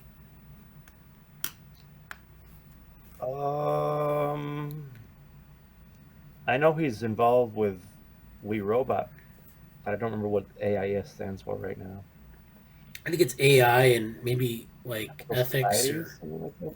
yeah, I don't know. Okay. I don't remember the details, but I'll check it out again. Yeah. And then the Cultural Revolution Society is having their conference again. It's in September, so we don't know when the deadline is for that. There's another short deadline thing I saw. I'm going to put it on the list. This might be something, it's a pretty short deadline on it. It's this collective learning across scales workshop. And this is at ICLR. It's a satellite of that. And the deadline there is 25th. Again, pretty short. And this is a paper, but it can be of any length. They're looking for ideas. I don't really know. We might put something together for that and submit it and see what they think. But this is collective behavior and learning across scales. They're looking for new ideas. I think we have some things that we've been working on that I might put together for that, just to see if they like it. It looks like a nice selection of people were involved with it. And then, if that's successful, maybe we do a full paper for there's a journal, what is it called? It's a collective behavior journal that's been recently, it started like last year. And so there's a maybe a venue for that if that's a success, if that's a success. So that's our submissions. I want to keep people There's on that. one more I would Okay. add. We have a submission out already for a basic abstract at the. Allegedly, they're calling themselves the International Conference and Workshop. Yeah, on embodied intelligence. But it's actually, they're calling it the International Conference on Embodied Intelligence. Oh, okay. Which I believe it is the successor to the workshop. But they're calling it Embodied Intelligence Conference 2022. Welcome to the second International Conference on Embodied Intelligence that will be held on March 23rd. Okay. I have submitted a very generic. This submission is I believe it was about embodied agent environment terminology, taxonomy kind of a thing. So that has been submitted. Very good. And I submitted something on developmental offloading, which I sent a copy of that to you. And that's just like something that was done for Angela and I attended the developmental offloading workshop. And then Jesse, you were on that as well because it had a lot to do with what we were doing with. Yeah. Yeah. So that's something that there was a presentation on that. Maybe it's something that gets worked into a paper if we present here, and then the terminology taxonomy. That's something again that we can create into a paper, but it needs some feedback because the terms are often, they can be pretty contentious. So if you send a review to a journal, they'll say, well, have you kind of worked out these terms? You can't just propose a bunch of terms just one shot and say that's what we want to do. But I mean, on the other hand, it's something also you could start a wiki on and propose the terms and get people to visit the wiki and update the terms or submit, proposals for updates. People do this with like ontologies where they kind of come up with a set of terms and they kind of define them and they'll ask for revisions. So people will go and they'll submit, candidate revisions, kind of like Wikipedia in a way. You have people who might want to update the terms. I think for like the conference here, you could just simply propose that you want to do this, why it's important, maybe propose some key terms, and then maybe set up a resource in advance or, just kind of give an idea of like what kinds of things you're looking for from people from the community, because this is where all these people are going to be. So if you can like get out in front of it and say, this is what I'm interested in getting feedback on, what are there terms that we should be, because that literature is like pretty diffuse and there are a lot of things in there where they're phenomena that people see, they don't really have a good name for it, or like they have different names for it. And so it's really, in that case, it's a matter of cleaning up terminology. It's a matter of defining things that you see that are intuitive and people see it, and like when they run their simulations, they may not even publish it, but they're, I'll give you an example. In the Game of Life, which is the John Conway cellular automata model, they have all these different things that people observe, like gliders and different glider guns. They just look like guns, and they glide across the screen. They're these, a set of blocks that are activated together, and then they move around the cellular automata. So they have these like really creative names. But this required people to run the simulation and just like observe it and like not really analyze it with like proper statistics, but just kind of like look at it and say, oh, that looks like a gun and it's moving around. And, it just, that's the level of like analysis that you get. And it's useful.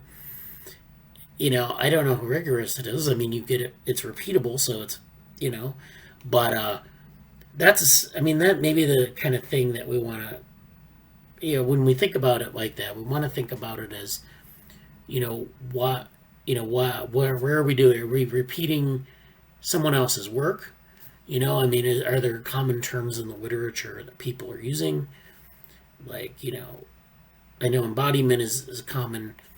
Is there a term for like, alignment of the body and the behavior, or misalignment of the body and behavior? There've got to be like terms that people use. There've also got to be things that people kind of find in the literature that are weird, that they don't have a name for, or that they've given a name that isn't very good. This is all these things where you get into the semantics of it. And it's like you could read a bunch of papers and characterize it, but the practitioners are going to have a lot of opinions about that. So, that's my take on how that would proceed. Yeah.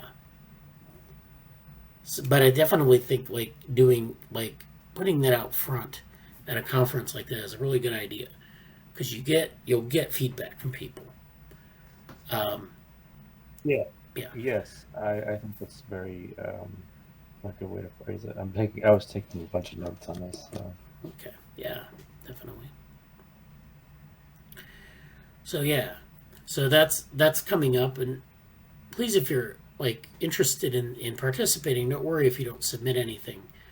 We're probably going to make a showing at the EI conference. Like Jesse and I are submitting something, and I might get in contact with people like Stefan, who presented last year, and make sure that they're aware of this.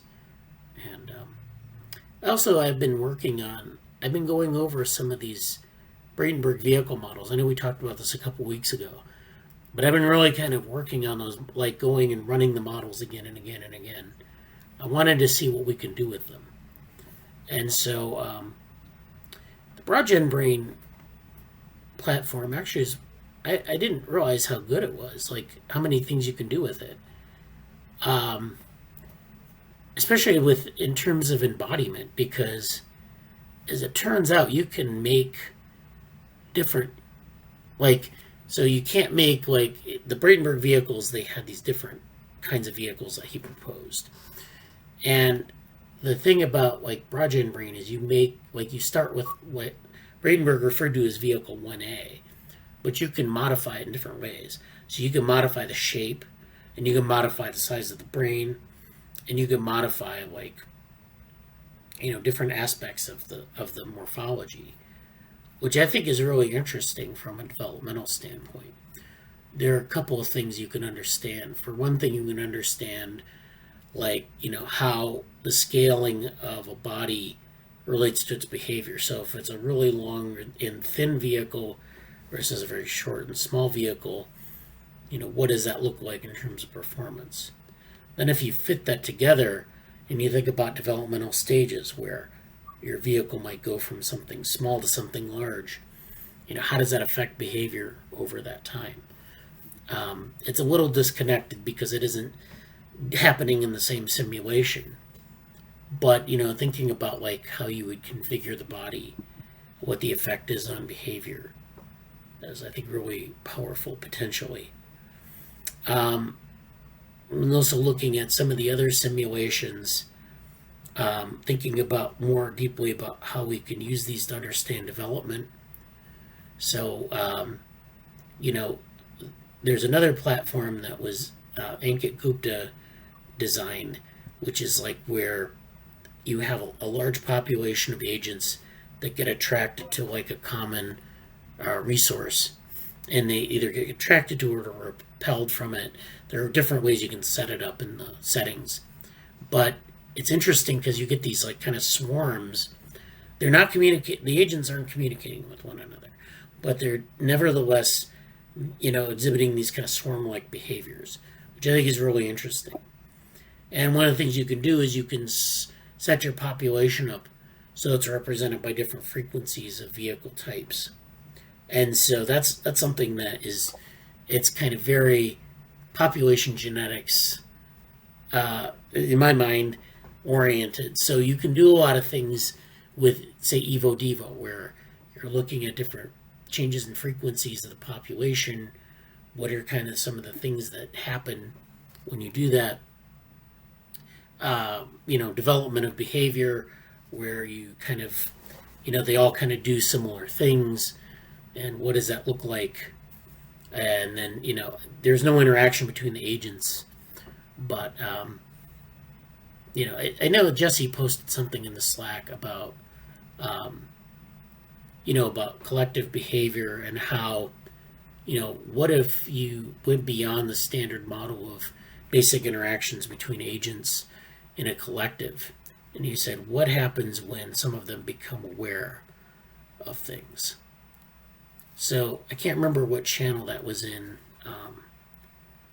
but let's go to that. Yeah, I'm not sure which.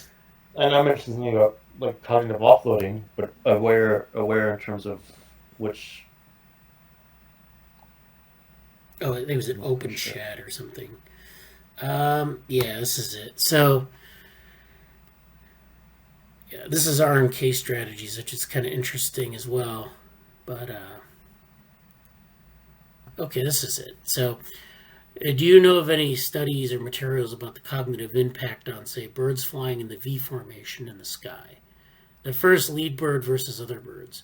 Or perhaps more for humans when you are following behind someone else taking point? I was thinking about this in terms of playing a video game or watching someone play a video game. As a watcher, I can follow along and derive a lot of gratification from the game.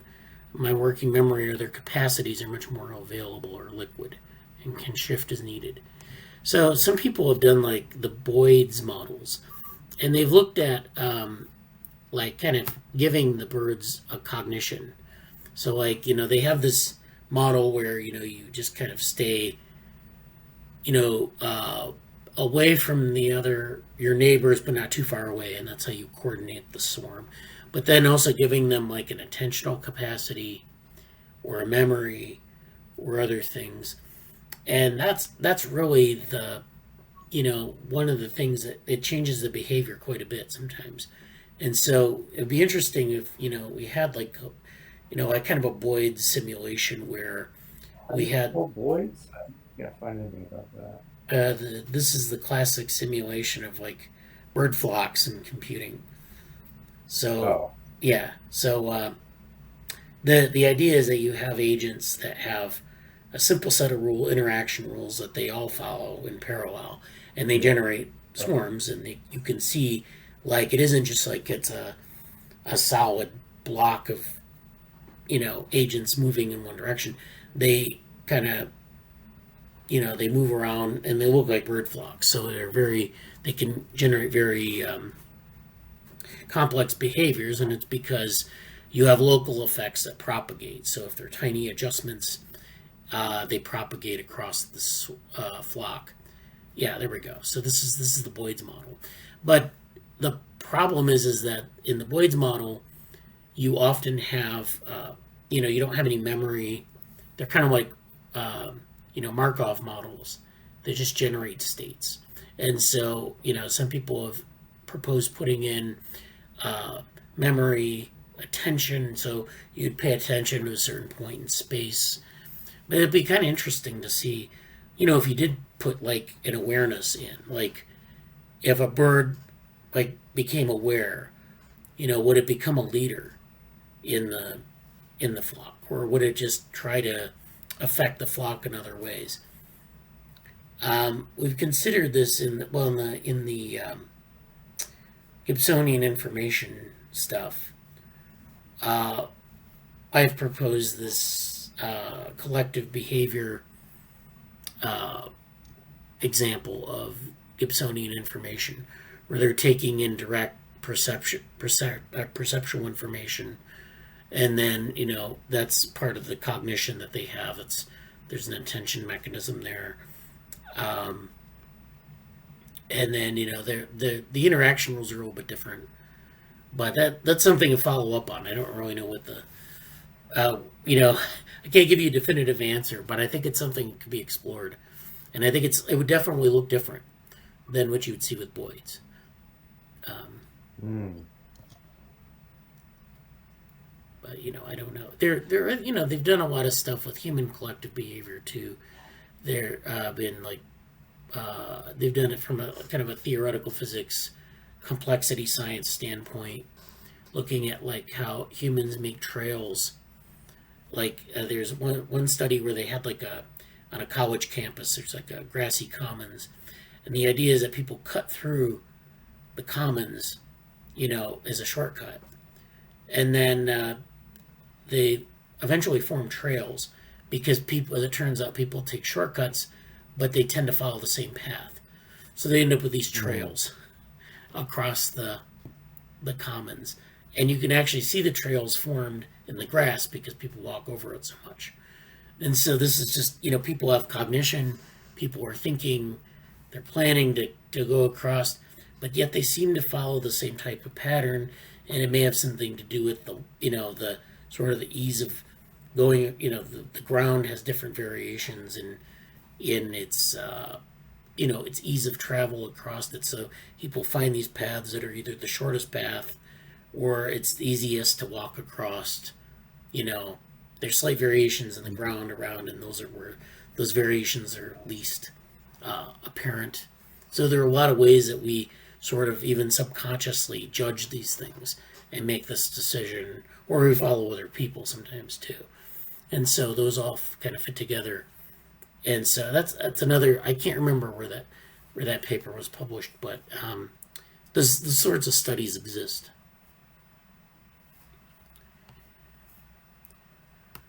So to finish up today, I want to go to this. I want to go to some maybe one paper.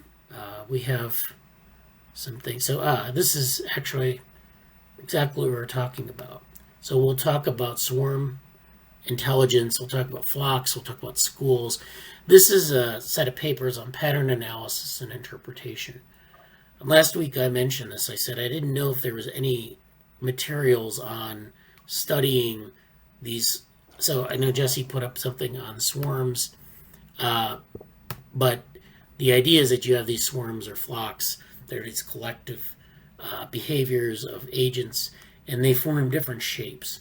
And the question is, can you analyze these? Can you put can you analyze? I think last week we discussed, I think Ankit had the idea about flows, and we discussed flows a bit. So it's like water, you can model it as a metaphor for water or a flow. But there are other ways you can analyze this. So this is patterns and mechanisms of schooling behavior in fish.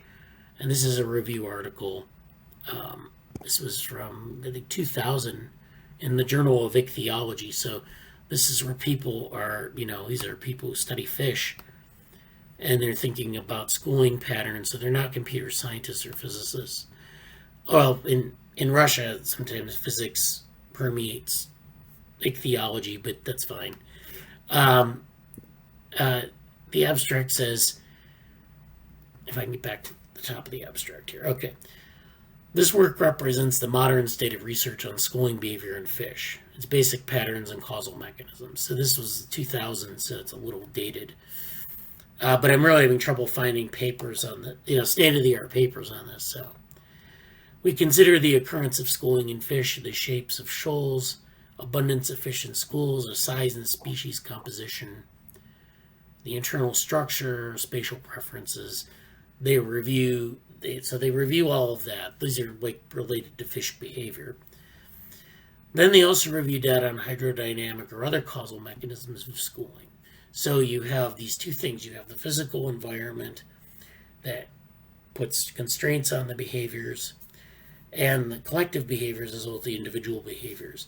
Then you have the individual behaviors themselves and sort of the shapes of those, collective behaviors relative to the individual behavior.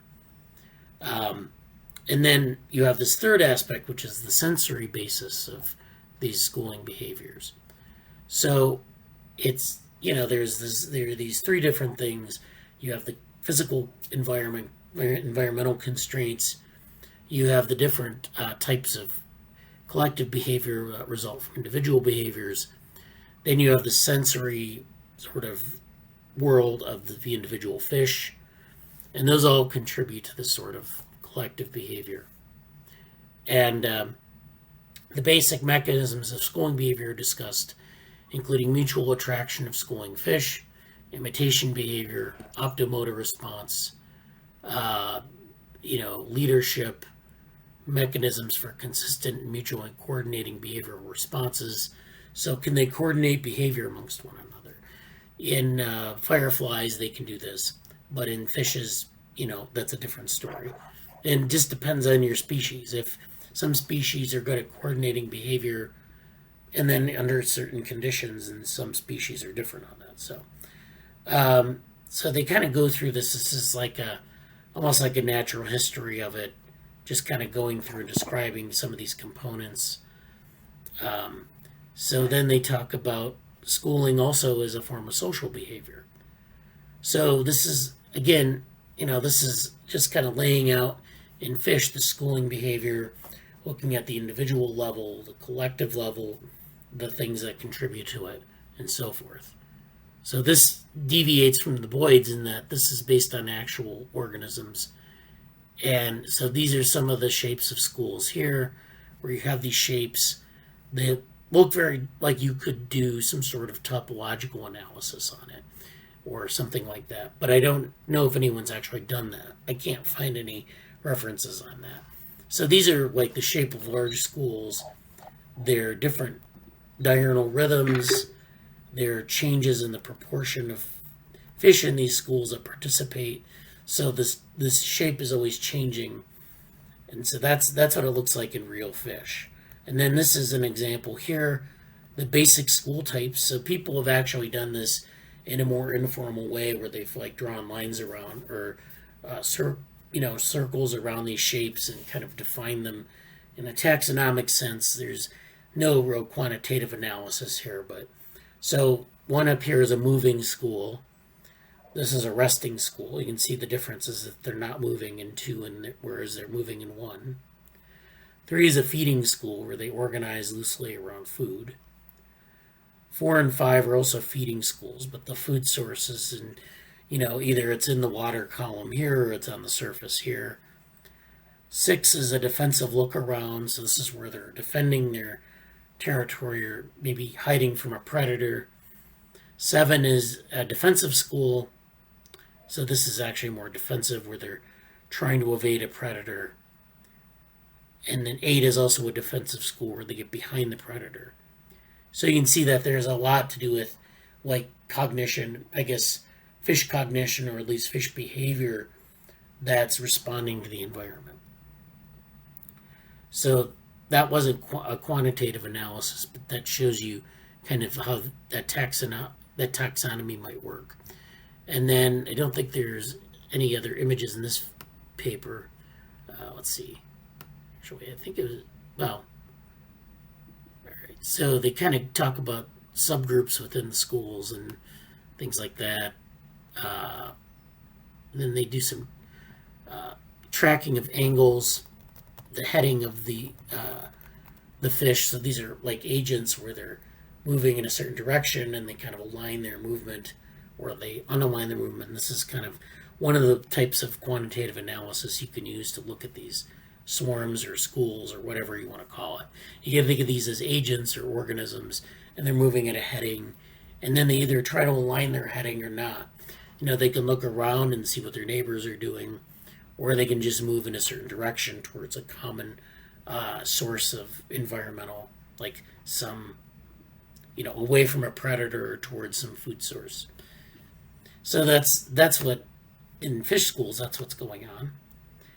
This one is also in fish schooling, and this is a simple phalanx pattern. So this is where this simple pattern of collective behavior leads to this advantage of energy savings. And so this is an energetic perspective where they look at these collective behaviors, and they actually look at kind of why they might be doing this and what the advantage is. So in this case, they swim in these highly cohesive groups, which are schools, challenging the widespread idea of fish favoring a diamond pattern to swim more efficiently. And this is something that was cited in Nature in the 1970s. We observed that when fish are forced to swim fast, well above their free-swimming typical velocity, and hence in a situation where efficient swimming would be favored, the most frequent configuration is the phalanx, or soldier formation, where all individuals swim side by side. So this is actually something that involves synchronizing their tail beats. So as they swim, they move their tails. So if they can synchronize their tail beats, they actually can save energy by doing this. It modifies the water column in such a way that it's actually energetically more efficient. And so schooling is actually, from an energetic perspective, more advantageous than swimming alone. And so this is one reason why they form these collectives. And it's actually quite specific in terms of how this collective is set up. So in this case, we have characteristic swimming patterns. This is the phalanx pattern here, where they're swimming side by side, and there are different ways they can do this. But this is a collective behavior that's very spatially distinct, and there's a reason for that. And so we can actually analyze this, but we know why this happens. It's not just kind of at random. So that's that paper. Then there's this third paper, which is on random patterns in fish schooling enhance alertness. So now this is a hydrodynamic perspective on why these types of patterns enhance alertness. And so it's very similar to the other paper. So one of the most highly debated questions in the field of animal swarming and social behavior is the collective random patterns in chaotic behavior formed by some animal species. You were going to say something? Nope. Okay. So is such a behavior beneficial or unfavorable to survival? So we saw in the last paper that it was that certain formations are beneficial. There's energy savings, and then in the paper before that we saw that you can form that they form certain patterns of collective behavior to evade predators.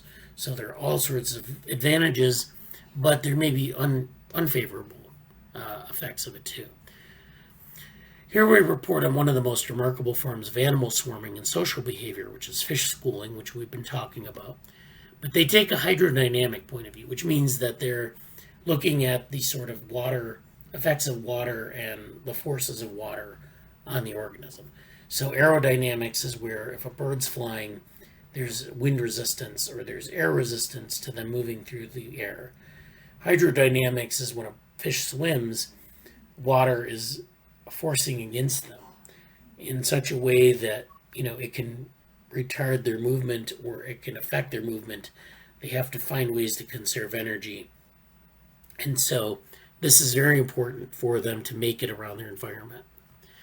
We found that some fish species do not have a preferred orientation, and they swarm in a random pattern mode, despite the excess of energy consumed. Our analysis, which includes calculations of hydrodynamic forces between slender bodies, showed that a behavior may enhance the transfer of hydrodynamic information, and that a survivability of the school could improve. So what they do is they have, their bodies are sort of determined by their genetics. They evolve in a certain environment, and there's natural selection on the genetics, and it results in these slender bodies or big bodies. And in fishes, you have different species which are defined by their body type. And so, but in this case, now that they have that shaped body, it has certain hydrodynamic advantages and sometimes disadvantages. And so they can use this sort of collective behavior to improve their survivability, to improve their fitness. And there's this transfer of hydrodynamic information, which means that when you're in the water column, there are all sorts of local variations in hydrodynamics. And so when fishes can communicate that, it's advantageous to the collective. So these findings support the general hypothesis that a disordered and non-trivial collective behavior of individuals within the nonlinear dynamical system is essential for optimizing transfer of information, an optimization that may be crucial for survival. So again, this is where you're looking at these fish and their morphology. These are the long, thin fish. These are not as long and thin, but they have different morphologies, and they have different, hydrodynamic advantages. This is where they look at the collectives or the fish schools. They look at the distance from neighbor as a probability distribution. They look at the angle from the neighbor as a probability distribution. And they can actually quantify the swarm in this way, or the collective behavior in this way. And so these distributions tell us something about how they're organized. It's a way to quantify the different, not really a way to quantify shape, but it's a way to quantify how the formation, what the formation should look like. So in other words, if you modify this distance, if you were building a void and you specified what distance you're supposed to keep from your neighbor, If you want to look like a fish school, you model it something like this, different probabilities. So you keep a certain distance from your neighbor at a certain probability, and then your agent will resemble this fish school. Or you keep, you keep a certain angle between you and your neighbor in terms of radians, so the heading is different, or the fish is off to the side in front of you at a certain angle, and then it will look like a fish school. So you can replicate fish schools by replicating these parameters. And then they looked at hydrodynamic force effects. They did some simulations here, and they looked at the force effects of different layers of the water column and different layers of fishes in these schools. And the information at one layer of the water column is different than other parts of the water column. But this information about local hydrodynamic conditions can propagate across the school. That's what they're getting at. So they do a lot of simulations to sort of show this. So, okay. And I think that's all I wanted to talk about. I was going to, maybe I'll talk about this next week. It's actually applying category theory to swarm behaviors, but that might be a little bit much to get into. But I just wanted to go over those papers because we've talked about swarms and schools and other types of collective behaviors. And there's been a kind of a theme going on the last couple of weeks about that. So. Yeah, that's all good. I took some notes on that. Okay. Really quickly, I don't want to talk about them. I just kind of want to show them on the screen and mention them for next time. Yeah, go ahead. There's a few things that have been on my mind that I just want to note. Okay. Bullet point. Am I sharing my screen? Apparently, Yeah. Interesting. Okay. I've been looking at the history of sustainability science a little bit because I'm interested in how it's affected some of their development. And I'm just getting into it. I don't know a lot about it. But this article in this Gizmodo article has kind of an interesting bit about their deal and global expansion, establishing a canyon, gaining legitimacy. It kind of leads to some other things, and like here's like the actual the paper that kind of did it, that formalized some of it, I suppose. Or actually, I think this is a review of that paper. Yeah. So this is kind of recapping that experience of how that new science formed. And also, one thing that came up, I was actually watching a video of it. Do I have it here? No.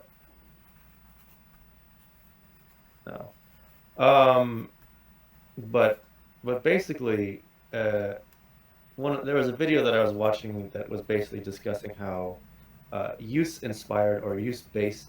I've heard a few different terms like use-inspired basic research, use-inspired basic science, or however you want to say it. But it's a very interesting thing to think about, and I think some things that I'm in a very long-term sense, I'm kind of there's something in this space that I want to do, and I don't think you would remember this, but like many months ago, maybe a year ago, there was, I think I did a discussion actually about how there was a space between a totally basic research that was just let's get scientific knowledge, a very fundamental research, versus applied research, like a very almost like engineering focused, implementation oriented, and then how, like the author was saying how, well, we have this other category now where we want to do use inspired or use based specific science or research. Do you remember that thing? I don't know what it was. Well, yeah, I kind of do. I mean, I'd have to go back and look at it. I probably have notes on it, but yeah. So I wanted to mention that very quickly. I'll be follow up on that later, and then also, is it this one? Might not be this one. Oh, here it is. Just some other things that have come up here, or this. Um, the Neuroscience. This is I don't know what to really make of this right now, but you know, it it's a cool. It's someone trying to do. Their thing is like cybernetic systems that are based on higher order tens among network processes. Surprisingly, control theory offers conceptuals for understanding this. A cybernetic system implements emergent model-based control of the degrees of freedom in its environment. And it may be something to kind of mine into. Some cybernetic stuff came up again in a discussion earlier this week with Jenny and Avery. But what also specifically I happen to find, I think Adam Safar mentioned this article, empathy as a predictor of peripersonal space, evidence from cross-modal congruency task, interesting paper. And then I was like, what is peripersonal space? And I found this about it, which is actually a really interesting article that I want to dive into more. Peripersonal space and bodily self-consciousness, the implications for psychological trauma-related disorders. And just sort of like being able to perception of what can be reached or influenced outside of your self, body, and how this affects consciousness, and how to protect the body when interacting with the surrounding environment. Yeah, we talked about this last week with the body schema. Yeah. Yeah. And yeah, I wasn't fully there last week, so I don't remember it, but it does make sense. But yeah, just really quickly mentioning all that stuff. Yep, that's it. Just putting it, just saying things that are also in my mind and we looked at. So. Well, that's great. Yeah, and I'm glad that cybernetics is coming up again and again. So I don't know. I don't know if we can do a project review on that because it's not really a project per se. It's just kind of like. So I know we have that. I wouldn't mind kind of going over even for my own self, like what we said we want to do with that like remodeling cybernetics or whatever that project was called. But I think